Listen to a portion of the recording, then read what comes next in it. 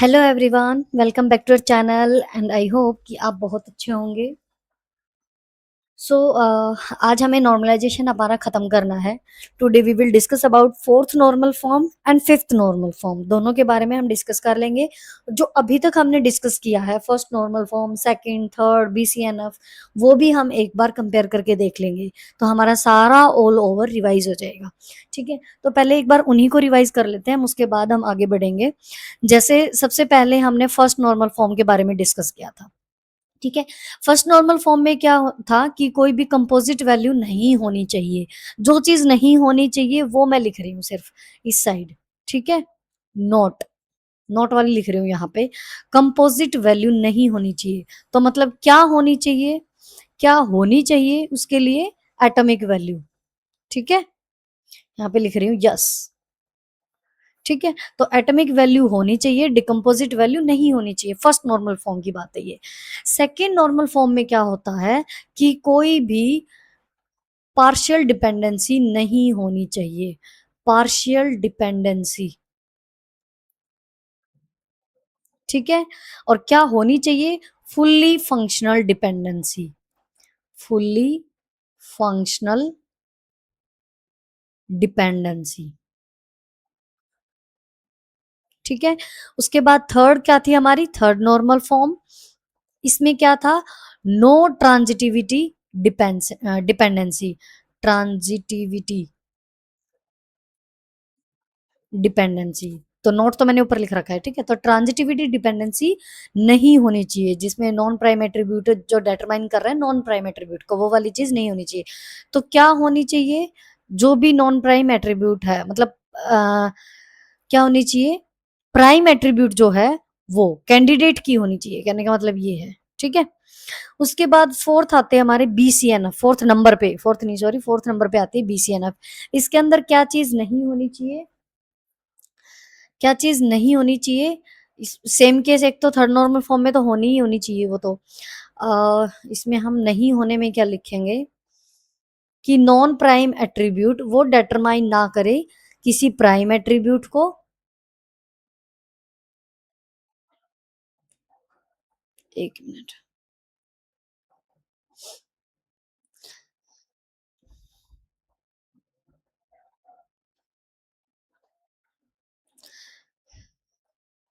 हाँ,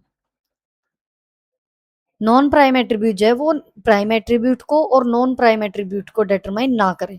ठीक है, मतलब क्या होना चाहिए, कैंडिडेट की और सुपर की, लेफ्ट हैंड साइड हमारी कैंडिडेट की और सुपर की होनी चाहिए। ठीक है, अब जो हम डिस्कस करेंगे फिफ्थ नंबर पे और सिक्स्थ नंबर पे, फिफ्थ नंबर पे हम डिस्कस करेंगे फोर्थ नॉर्मल फॉर्म और सिक्स्थ नंबर पे डिस्कस करेंगे fifth normal form.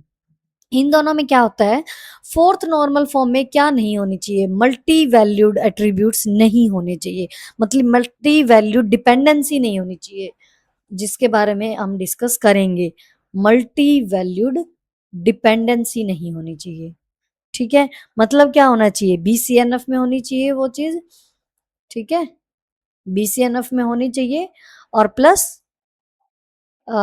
Single dependency, एक टाइप से हम कह सकते हैं। ठीक है, फिफ्थ नॉर्मल फॉर्म के लिए क्या नहीं होनी चाहिए, सुपीरियर टपल आएगा जब हम इसको ऐड करेंगे, तो उसके लिए फिफ्थ नॉर्मल फॉर्म का हम कह सकते हैं कि जो लॉसलेस जो होती है ना, लॉसलेस डिकम्पोजिशन नहीं होना चाहिए, लॉसलेस डिकम्पोजिशन नहीं होनी चाहिए।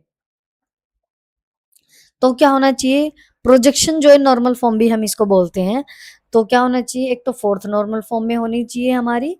ठीक है, और सुपीरियस जो है टप्पल ना होना चाहिए, ये तो नाम ही आ जाएगा सुपीरियस टप्पल, यहाँ ही लिख देते हैं, सुपीरियस टप्पल नहीं होनी चाहिए। ठीक है, तो अब देखो यहाँ पे फर्स्ट नॉर्मल फॉर्म में आ जाएगा कंपोजिट वैल्यू नहीं होनी चाहिए, एटॉमिक वैल्यू होनी चाहिए। सेकंड नॉर्मल फॉर्म में पार्शियली डिपेंडेंसी नहीं होनी चाहिए, मतलब कोई भी पार्ट ऑफ कैंडिडेट की जो वो किसी नॉन प्राइम एट्रीब्यूट को डिटरमाइन नहीं करना चाहिए, फुल्ली फंक्शनल डिपेंड होना चाहिए वो। थर्ड नॉर्मल फॉर्म में हमारी नॉन प्राइम एट्रीब्यूट जो है वो किसी नॉन प्राइम एट्रीब्यूट को डिटरमाइन नहीं करना चाहिए। ठीक है, और बीसीएनएफ में क्या हो जाएगा कि लेफ्ट हैंड साइड जो है वो हमारी कैंडिडेट की होनी चाहिए और हमारी सुपर की होनी चाहिए। फोर्थ नॉर्मल फॉर्म में क्या हो जाएगा, मल्टी वैल्यू डिपेंडेंसी नहीं होनी चाहिए, और फिफ्थ में हो जाएगा लॉसलेस डिकम्पोजिशन या सुपीरियर टपल नहीं होनी चाहिए। अब इनके बारे में एक एक करके डिस्कस करते हैं। आई होप कि नॉर्मल चीजें आपको समझ आ गई होंगी। ठीक है, तो हमारी यही है मेन कि फोर्थ नॉर्मल फॉर्म में एक तो बीसीएनएफ में होनी चाहिए। कोई भी रिलेशन फोर्थ नॉर्मल फॉर्म में कब होगा, जब वो बीसीएनएफ में होगा, और plus has no non trivial multi value dependency except those on a candidate की। तो मल्टी वैल्यू डिपेंडेंसीज नहीं होनी चाहिए। मल्टी वैल्यू डिपेंडेंसी का मतलब क्या होता है, सपोज हमारे पास जो ये रिलेशन है इसके अंदर अ, एक हमारी प्राइमरी की है स्टूडेंट आईडी, बाकी स्टूडेंट नेम हो गया, हॉबी होगी, लैंग्वेज होगी। अब इसके अंदर अगर हम देखें तो कैंडिडेट की हमारी या प्राइमरी की हमारी स्टूडेंट आईडी है, वही सारी कीज को डिटरमाइन कर रही है, मतलब वही सारी इसको डिटरमाइन कर रही है। तो यहाँ पे जो स्टूडेंट आईडी है वो हॉबी को भी डिटरमाइन कर रही है, और जो स्टूडेंट आईडी है वो लैंग्वेज को भी डिटरमाइन कर रही है। लेकिन जो लैंग्वेज है और जो हॉबी है ये दोनों तो इंडिपेंडेंट है, इन दोनों का आपस में तो कोई रिलेशन नहीं है। ठीक है, तो मतलब जो स्टूडेंट आईडी है वो मल्टी वैल्यू डिपेंडेंसी है, मतलब ये इसको भी डिटरमाइन कर रही है, इसको भी डिटरमाइन कर रही है, मतलब दो को डिटरमाइन कर रही है, जो कि नहीं होना चाहिए फोर्थ नॉर्मल फॉर्म के हिसाब से। ठीक है, तो हम इसको डिकम्पोज करेंगे। स्टूडेंट आईडी और हॉबी को हम अलग कर देंगे, और स्टूडेंट आईडी और लैंग्वेज को हम अलग कर देंगे। ठीक है, तो यहाँ पे स्टूडेंट आईडी हॉबी को डिटरमाइन कर रहा है सिर्फ अकेले को, और यहाँ पे स्टूडेंट आईडी हमारे लैंग्वेज को डिटरमाइन कर रहा है जो कि अकेला है। तो ईच रिलेशन जो है वो बीसीएनएफ में है, और कोई भी इसमें मल्टी वैल्यू डिपेंडेंसी नहीं है। ठीक है, तो अब मल्टी वैल्यू डिपेंडेंसी नहीं है क्योंकि यहाँ पे स्टूडेंट आईडी सिर्फ और सिर्फ हॉबी को डिटरमाइन कर रहा है, यहाँ पे स्टूडेंट आईडी सिर्फ लैंग्वेज को डिटरमाइन कर रहा है। ठीक है, और अब इस टेबल में ये प्राइमरी की भी है और फॉरेन की भी है, सेम इस टेबल में ये प्राइमरी की भी है और फॉरेन की भी है। क्यों, क्योंकि अगर मैं कहूं कि S1 जो स्टूडेंट आईडी है उसकी लैंग्वेज कौन सी है, तो S1 जो स्टूडेंट होगा, ठीक है, जिसकी हॉबी क्रिकेट है। ठीक है, S1, अब S1 यहाँ पे देखो दो दो है। ठीक है, तो मतलब दो बार में अब S1 का क्रिकेट भी है, और यहाँ पे या तो ये रॉन्ग है, ये चीज आनी नहीं चाहिए यहाँ पे। ठीक है, तो S1 की क्रिकेट है, तो यहाँ पे S1 की जो लैंग्वेज है वो इंग्लिश हो जाएगी, इस टाइप से। इंग्लिश भी है और हिंदी भी है, दोनों हो सकते हैं। हाँ ठीक ही है, ठीक ही है वैसे तो। ठीक है, उसके बाद आती है fifth normal form. Fifth normal form में क्या होता है कि हमारी every joint dependency in are is implied by the candidate की ऑफ आर।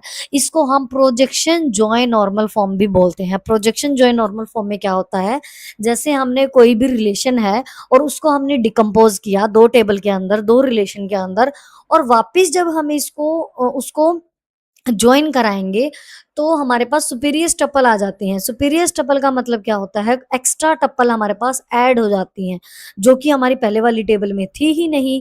वो वाली टपल जो पहले वाली टेबल में थी ही नहीं, वो डिकम्पोज करके जब हम उसको दोबारा ज्वाइन कर रहे हैं वो आ रही है ऐड होके, तो उसको हम सुपीरियर टपल बोलते हैं।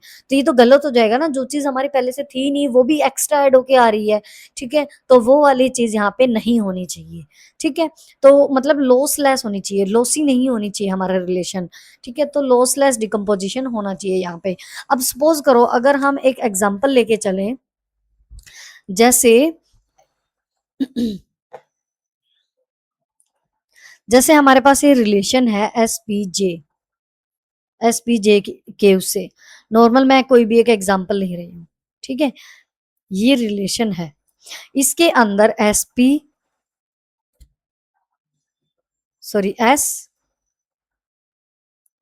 पी और जे तीन हो गए अलग अलग कॉलम। ठीक है, इनमें है जैसे हमारे पास S1 S1 इस टाइप से। पी के अंदर है जैसे P1 P2 P1 जे के अंदर है J1 इस टाइप से ले लिया हमने। सपोज करो अब ये जो रिलेशन है वो हमारा फिफ्थ नॉर्मल फॉर्म में नहीं है, तो हम इसको करेंगे डिकम्पोज, या हम मैं ये कहूँ कि चेक करते हैं चलो कि ये रिलेशन हमारा फिफ्थ नॉर्मल फॉर्म में है या नहीं। तो इसको डिकम्पोज करेंगे हम, तो देखेंगे कि इसमें लॉसलेस डिकम्पोजिशन है या नहीं, आ रही है कोई एक्स्ट्रा टपल या नहीं। तो जब हम इसको डिकम्पोज करेंगे, डिकम्पोज मैंने कर दिया एस में और पी में, और एक कर दिया पी में और जे में,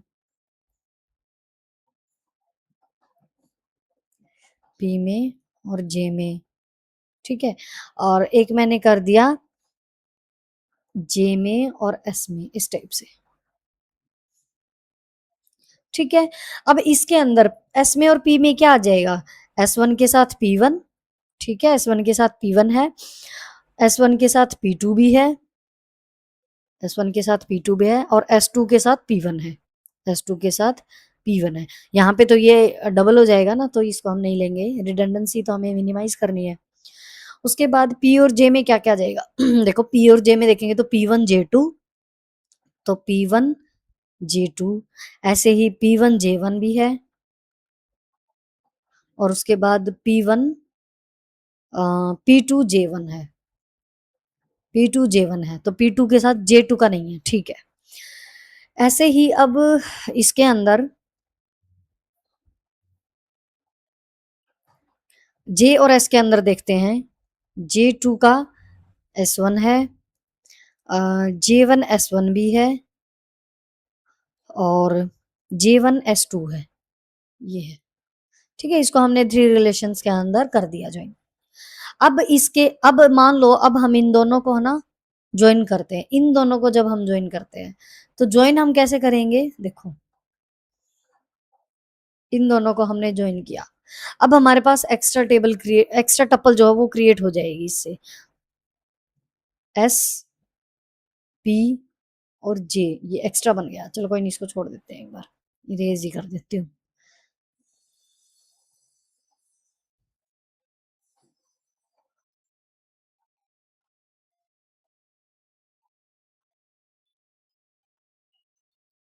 ठीक है, अब यहाँ पे आ जाएगा ये एस पी और जे, इस टाइप से। अब जब हम इसको ज्वाइन करेंगे तो देखो यहाँ पे एस वन है, पी वन है, और पी वन के साथ जे टू है, ठीक है। पी वन यहाँ से रेफरेंस लेगा ना, तो पी वन जे टू, तो S one P one J two, ठीक है। ऐसे ही एस वन पी वन, और पी वन कहाँ है, यहाँ पे है, तो मतलब S one P one, P one के साथ जे वन भी है, तो एस वन दोबारा लिखेंगे, पी वन और जे वन आ जाएगा, ठीक है। उसके बाद S two, S two P two, ये पी वन है या पी टू है, एक मिनट, जब हमने इसको ज्वाइन किया था, हाँ एस वन पी टू है, ठीक है। तो एस वन, अभी तो हमने पी वन वाले लिए ना, तो एस वन पी टू, अब पी टू में क्या है, पी टू में जे वन भी है, तो S one P two J, S one P two J one, ये आ गया। उसके बाद मैं यहाँ पे लिख रही हूँ इसके आगे वाला, यहाँ पे स्पेस नहीं है थोड़ा, या दोबारा लिखो इसको, यहाँ ऊपर बना देती हूँ, छोड़ो कंफ्यूजन ना हो आपको, मैं इसको दोबारा बना रही हूँ, क्योंकि फिर हमें कंपेयर भी तो करना है ना पहले वाले टेबल के साथ, हमने डिकम्पोज किया इसको, ठीक है, ताकि कोई भी कंफ्यूजन ना हो, इसलिए मैं इसको दोबारा बना देती हूँ, यहाँ पे ऊपर बना लेते हैं,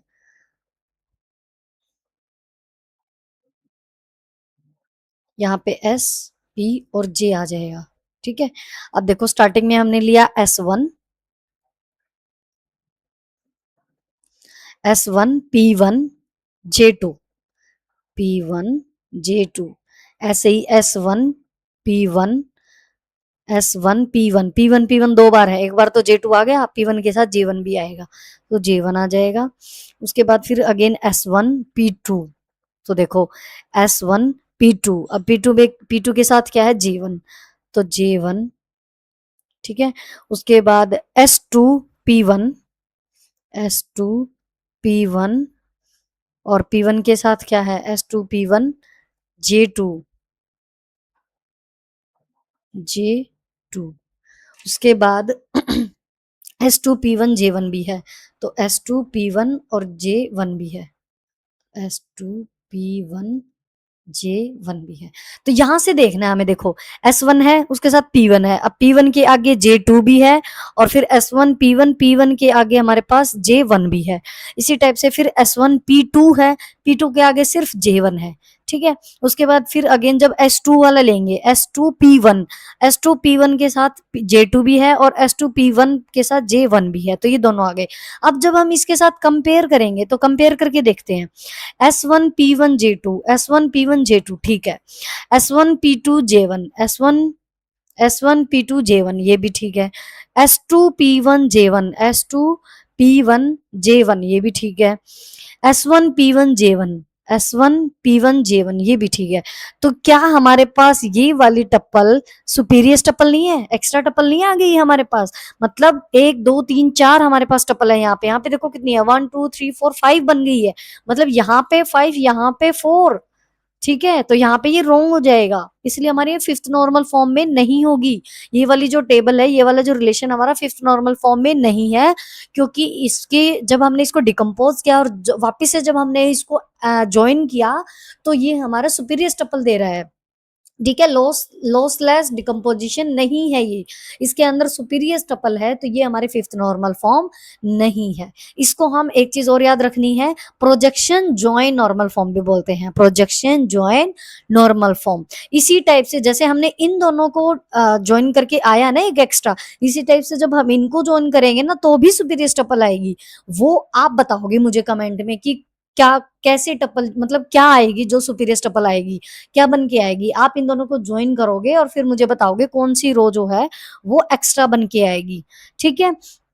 तो हमने सारी नॉर्मल फॉर्म जो डिस्कस कर ली फर्स्ट टू फिफ्थ, और तो हमारा नॉर्मलाइजेशन आज कंप्लीट हो चुका है। आई होप कि आपको समझ आया होगा। फिर भी अगर डाउट है तो आप कमेंट बॉक्स में डाल सकते हो, और ये इस वाले आपका आप जो इसका आंसर मुझे प्लीज जरूर देना, ताकि मुझे भी लगे कि हाँ आपको समझ आया है। तो पांचों नॉर्मल फॉर्म का हमें ध्यान रखना है बहुत अच्छे से, इनसे रिलेटेड क्वेश्चंस आते हैं, तो it's very very important topic. Next class में हम एसक्यूएल स्टार्ट करेंगे, तो हमारे साथ ऐसे ही जुड़े रहिएगा। वीडियो को लाइक शेयर जरूर कर देना अपने फ्रेंड्स के साथ, और चैनल सब्सक्राइब कर लेना प्लीज अगर आपने अभी तक नहीं किया है। Thank you so much everyone for listening me, thank you so much for cooperating. So bye bye and take care everyone.